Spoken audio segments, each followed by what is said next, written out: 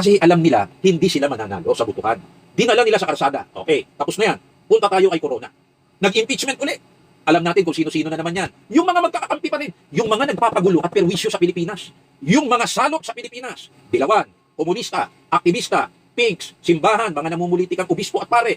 Mga taong galit kay Corona na hindi malaman ano ang dahilan, bakit galit. Di ba? Bukod pa yung presidente na galit kay Corona dahil na magbaba ng desisyon ng Supreme Court na si Chief Justice Corona, ang presiding Chief Justice, ang naging bayad lang sa Hacienda Luisita ay 167 million. Sa galit ni Pidoy, pinagsusuhulan yung mga senador. Kasama na si Ping Lacson. Hinold up ang pondo ng gobyerno, ipinansuhol sa senador, idiniklara yan at ibinunyag ni Bong Revilla at ni Jingo Estrada, pero pinatalsik pa rin si Corona. Nung mapatalsik si Corona, kinasuhan siya sa ibang korte. Yung korte, nang makita ebidensya, puro basura. Panalo si Corona. Wala siyang kasalanan. Kaya lamang, napatalsik na siya sa pwesto. Namatay yung mama, matindi ang sama ng loob. Bakit ganito ginawa sa akin? Pero sino ang nagkampi-kampihan? Eh di yung mga santo-santuhan.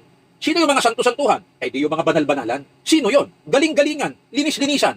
Yan po ang mga salot at perwisyo sa Pilipinas. Kaya hindi tayo magkaisa eh. Kaya ang gulo-gulo natin eh. At habang nagkakagulo tayo sa politika, bumabagsak ang ekonomiya, ang daming walang trabaho, ang daming naghihirap.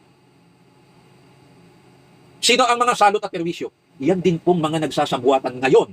Yan ding mga sektor na yan o mga tao na gustong magpatalsik na naman using impeachment laban kay Vice President Sara. At ang gusto ni Ping Lacson, madaliin na. O ito, challenge ko kay Ping Lacson at sa iba pang mga senador. Bakit hindi magbutuhan agad mamaya? Bakit natin hihintayin yung Article 1, 2, and 3? Di ba inuna nila yung 4? Dapat 4 yan eh. Yung pagpipresenta ng pagbabanta daw ni VP Sara. Ginawa nilang 1. Bakit pa natin hihintayin yung 1, 2, 3?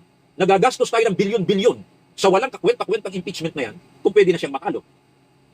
Yan sa Article 4 na ginawang Article 1. Dapat hatulan na yan. Mamaya, magbutuhan na. Kung may 16 na boto, eh di tasik. Kung walang 16 na boto, mananatiling Vice President, mag-move on na tayo. Pumunta na tayo sa tunay na perwisyo sa bansa. Sino? Yung mga nagnakaw ng pondo o ng limas, kinulimbat ang bilyon-bilyon, yun ang ating imbestigahan. Bakit sila ang mga tunay na perwisyo? Kasi yung ginawa nilang perwisyo, meron pang naging karagdagang perwisyo. Ano yung perwisyong yun? Yun yung baha. Diba? Ano? Pag ikaw ba'y Katoliko, para sa kabuuan ng komentaryo, maaaring magpunta lamang sa YouTube Autentico Lucena Channel. Maraming salamat po mga ka-autentiko.